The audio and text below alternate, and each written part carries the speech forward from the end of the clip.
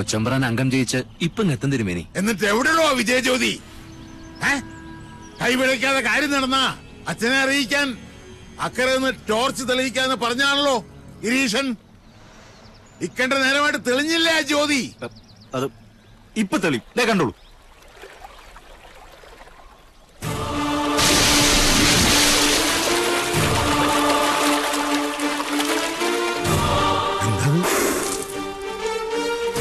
തമ്പുരാനെ, പട്ടാഴി തിരുമേനിയല്ലേ? ആദ്യമായിട്ടാ നെല്ലൂർ കുളത്തിൽ വീണ ഒരാൾ ജീവനോടെ. തമ്പുരാനെ,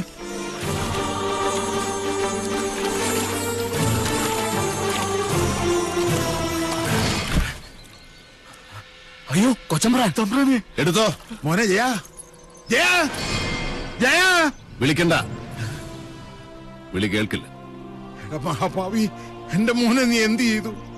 എന്റെ കുഞ്ഞുണ്ണിയെ കഴുത്തറുത്ത് കൊന്നതുപോലെ ഈ ദുഷ്ടനെയും കുളത്തിലിട്ട് കഴുത്തറുത്ത് കൊന്നു മണിയൻകൂട്ട് സാവിത്രി. അങ്ങനെ വിശ്വസിക്കും, അതാണ് ശരി. നീയാണ് കൊന്നത്. ആ കുറ്റം ഞാൻ ഏൽക്കണമെങ്കിൽ എന്റെ കുഞ്ഞുണ്ണിയെ കൊന്നത് ആരാണെന്ന് കാരണം അവര് പറയണം. സാവിത്രി? ചെമ്പ്രയിലെ ആ പഴങ്കഥ ഞാനായിട്ട് തിരുത്തുന്നില്ല. പക വീട്ടിയല്ലേ? പക വീട്ടാനുള്ളതാണ് മൂപ്പരെ. ഉച്ചയിൽ ഉപ്പോളം ബുദ്ധിയുണ്ടെങ്കിൽ ഒഴിഞ്ഞു പോകുന്നതാണ് നല്ലത്. എന്റെ ജീവനിൽ ഇടപെടരുത്. ഇതുകൊണ്ടൊന്നും തീരില്ല കാരണവരെ. എന്റെ കുഞ്ഞുണ്ണിയെ കൊന്നതിന്റെ കണക്ക് ഞാൻ ചോദിക്കാൻ പോകുന്നതേ ഉള്ളൂ.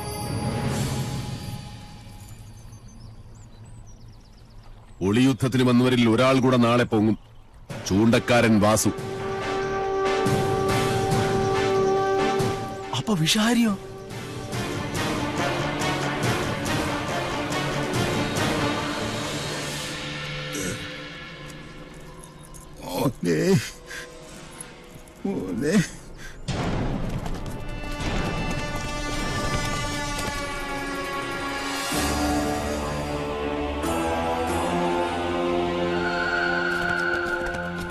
ഇന്നലെ രാത്രി താനോടുണ്ടായിരുന്നു സർ.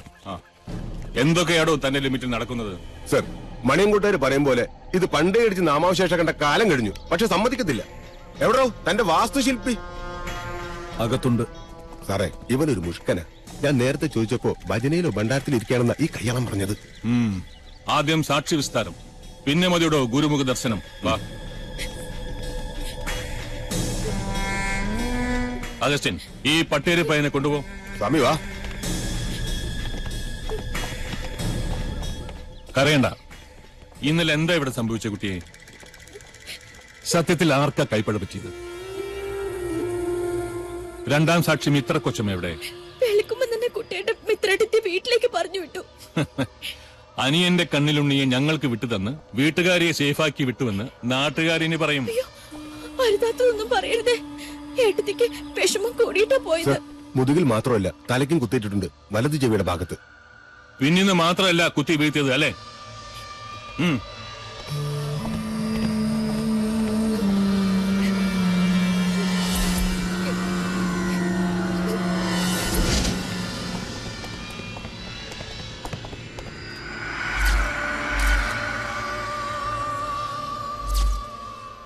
അഗസ്റ്റിൻ, ബോഡി പുറത്തേക്ക് എടുത്തോളൂ. സർ.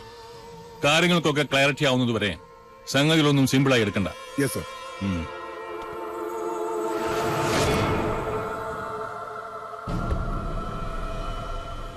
അരുത്. ആ മുറി നിറയെ വവ്വാലുകളും നരിച്ചീരുകളുമാണ്. അതാരും തുറക്കാറില്ല. അനന്ത, എസ് പിയെ തടയണ്ട.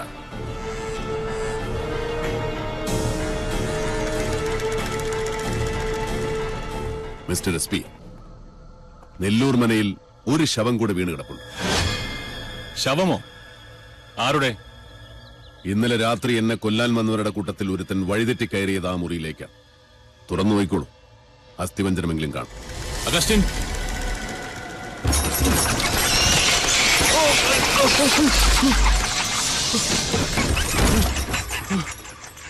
ജീവിക്കാൻ അർഹതയില്ലാത്തവരെ ആർക്കും രക്ഷിക്കാൻ കഴിയില്ല. നീചന്മാരുടെ മരണത്തിൽ സജ്ജനങ്ങൾ ദുഃഖിക്കാറില്ല.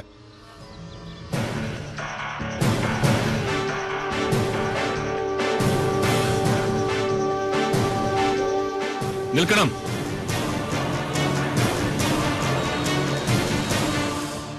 പട്ടാഴി തമ്പുരാനെ കണ്ട് കൈ തന്ന് സലാം പറഞ്ഞ് തിരിച്ചു പോകാനല്ല ഞാൻ വന്നത്.